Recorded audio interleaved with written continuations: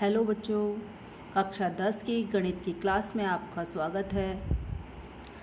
आज मैं बच्चों आपको कुछ समझाने के लिए नहीं आई हूँ, बल्कि जो मैंने पढ़ाया है उसमें से कुछ पूछने के लिए आई हूँ। तो मैंने आपको चैप्टर 1 पूरा पढ़ा दिया है और अब बारी है आपकी कि आपको वो कितना समझ में आया है।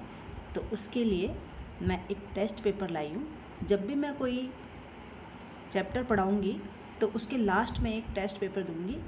तो इसलिए बच्चों आप उस चैप्टर को ढंग से समझें, सारी एक्सरसाइजेस को आप ढंग से समझें और फिर उस टेस्ट पेपर को सॉल्व करने की कोशिश करें ताकि आप एग्ज़ाम में अच्छे मार्क्स ला सकें।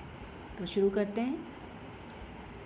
यह अध्याय 1 का वास्तविक संख्याएं जो मैंने आपको पढ़ा दी हैं, उसका ये टेस्ट पेपर है।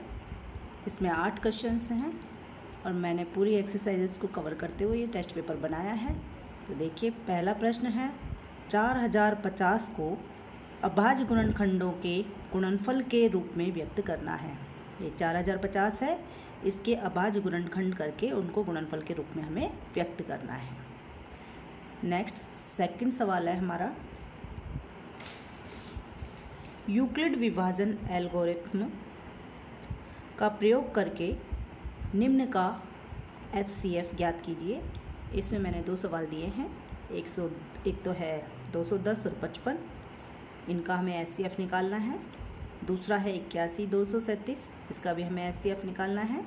और कौन सी विधि अपने हमको काम में लेनी है, यूक्लिड विभाजन एल्गोरिथ्म।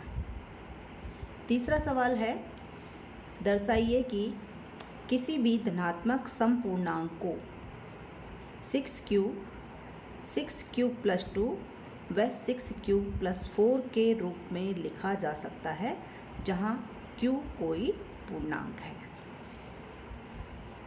आगे आ जाइए, क्वेश्चन नंबर 4, निम्न के अभाज्य गुणनखंड विधि से HCF और LCM ज्ञात कीजिए।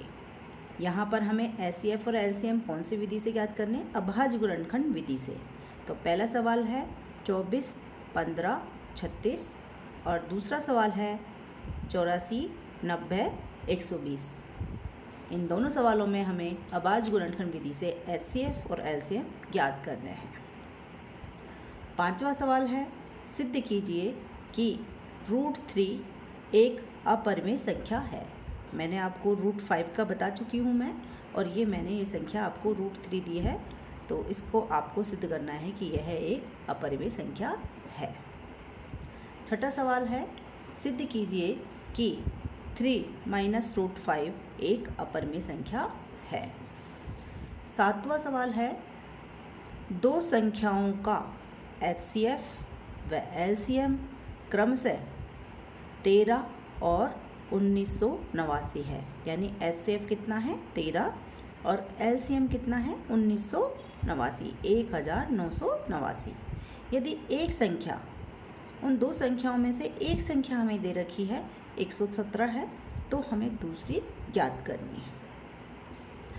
लास्ट सवाल पर हम आ जाते हैं, 8वां सवाल। वो क्या कहता है, निम्न में से कौन सी परिमेय संख्याएं शांत दशमलव के रूप में प्रदर्शित की जा सकती हैं। पहले तो हमें ये देखना है कि ये इन संख्याओं में से कौन सी संख्याएं शांत दशमलव के रूप में प्रदर्शित की जा सकती हैं, और उन परिमेय संख्याओं के दशमलव प्रसार भी लिखने हैं जो शांत है। तो इनमें से जो शांत आएंगी उनके हमको दशमलव प्रसार लिखने हैं। तो इस टेस्ट पेपर में बच्चों ये 8 प्रश्न हैं और इन 8 प्रश्नों को आपको सॉल्व करना है। आपको कोई प्रश्न इनमें से नहीं आता है या कोई भी आपको परेशानी है तो आप कमेंट में लिखिए कि कौन सा सवाल आपको समझ में नहीं आया है, मैं उसको बाद में समझा दूंगी। आशा है आप इस टेस्ट पेपर को अच्छे तरीके से करेंगे और फुल मार्क्स लेकर के आएंगे, सारे सवालों के अच्छे प्रकार से करेंगे। तो बेस्ट ऑफ लक बच्चों, थैंक यू।